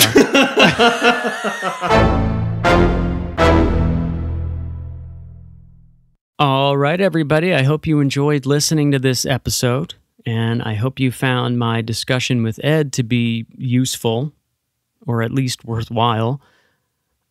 We've run pretty long with this one, so I just want to quickly update you on a couple of things. First, we're going to have some new merch. Yes, we finally got some new designs. We've been absolutely blessed to have found a merch match with one of our newest patrons who I mentioned at the top of the show. Cinna. Cinna has drawn up some fantastic designs for us, and we cannot wait to show you guys and turn them into new merch. I think we'll probably do some sort of like social media campaign where you all get to vote on which designs you want to see made into merch and which ones you don't, or which ones you want to see first. Maybe you'll want them all, or maybe we'll do them all even if you don't want them all. I don't know. We'll see how it goes, but it's very exciting stuff. It's been a long time. We need some new gear, and Cinna has done some great work. She even made a Zool design, unprompted. Zool. Also, if you haven't subscribed to our channel on YouTube yet, please do. I'm going to start dropping some actual video content over there in addition to the audio-only podcast episodes. Just like vlog stuff. I'm not a video guy. It's going to be very basic, where I'll just be sitting in front of a camera talking about anything, you know, true crime headlines, new true crime docs, responding to comments and questions, yada, yada, yada. So do go check us out over on YouTube. Click that subscribe button, and then you won't miss that stuff. Okay, one last thing now. Our next episode is going to be our end of summer Q&A. We haven't done a Q&A in some time, and we've got a lot of good questions coming in. So Ed C. and I are looking forward to doing that one. That's what's coming up next. If you have any questions for us about the show, about us personally, about true crime in general, about podcasting, whatever, drop us an email at darkworldpod@gmail.com, and we will try to answer all of them. But as always, questions from patrons do get prioritized. After the Patreon questions are answered, then it becomes a first asked, first answered type of situation. So the sooner you get your question in, the more likely it is to be answered on the show. And we'll be doing that Q&A episode in like 2 weeks, I'd say. So send those emails now, darkworldpod@gmail.com. That's it for now, gang. Thank you for listening. Thank you for sharing our episodes. Thank you for leaving us a 5-star review. We can always use more of those, so if you haven't done one yet, please, please do. Be safe. Be kind. I'll see you next time. I'm Jordan Crittenden. See